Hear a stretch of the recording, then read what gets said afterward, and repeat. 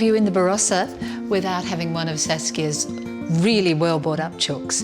And there's such a difference. The beautiful conformation of the breast, the texture, and the flavour. I often say flavour like when I was a child, which was a long time ago. Rosemary in the centre of the chook. Lemon cut in half and a good squeeze. Whoa! Squeeze of the lemon, and then put the lemon in there as well.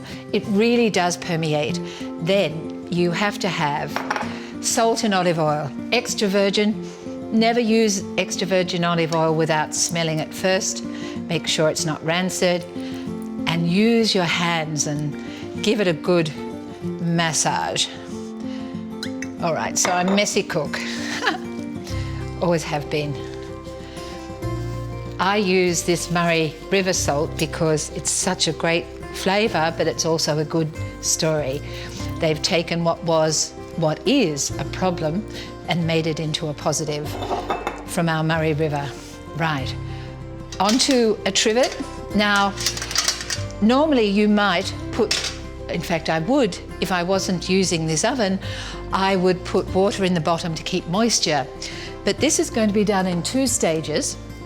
Firstly, 180 degrees, a slower temperature first at 85% humidity for about 25 minutes, and then we're going to add garlic and verjuice and take it to another stage. So I'm using the Miele steam combination oven for this, which is fantastic, and the reason I'm doing that,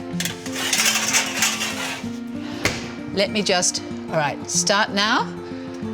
That's the first stage of the program. The reason that I'm using the combination is the moisture does that beginning cooking with all that steam, but the second stage with the combination stage, that's where we get that beautiful browning. And the great thing, once you've cooked anything once, you can program it for the next time, and you don't even have to use your brain for it. I like that idea. Okay, that's stage 1 finished. That first 25 minutes at 85 degrees moisture. Now comes to the best part. Lots of garlic cloves. They've been steamed for 4 minutes, just on straight steam at 100 degrees. And I'll slip them all in here. I don't peel them. You could if you really wanted to, but why would you? And I'm going to now just add verjuice and olive oil again. Now the verjuice will give it will help the burnish, although the oven does the rest. And I need to make sure there's enough olive oil for the garlic. Can never have too much. This now goes back in at that second stage, which is 210 degrees. Now, it could be anywhere between 10 and 25 minutes, depending on the size of the chook. All right, here we go. Stage 2 is 210 degrees. We want that browning from the combination part, and it's 50% moisture at this stage. We've still got some there, but we need that higher temperature and the verjuice. In 15 to 20 minutes, we're going to have a beautiful chook, and I'll show you what we do when we take it out of the oven.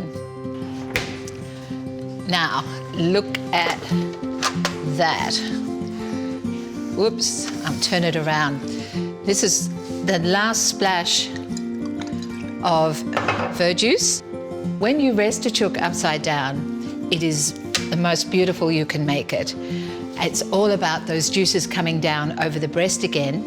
And one of the things, by this extra splash of verjuice, it creates more juices from the chook as it's resting.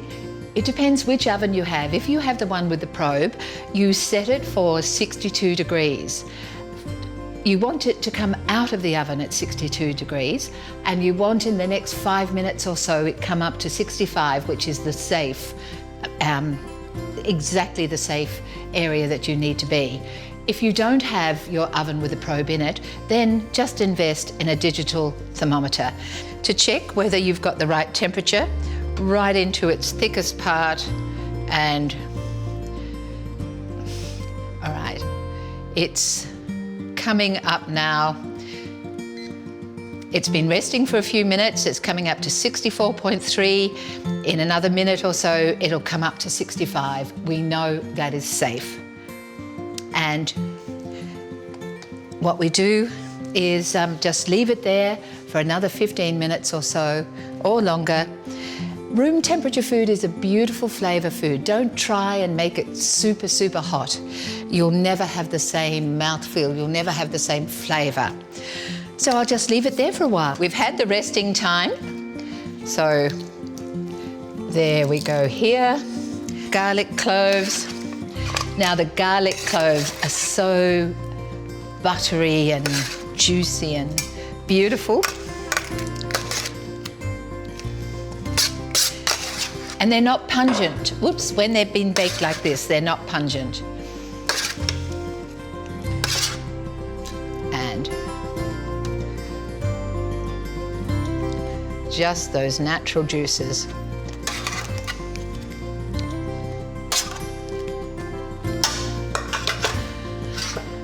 And that will feed at least 6 people. It's so dense in the flesh. It's beautiful.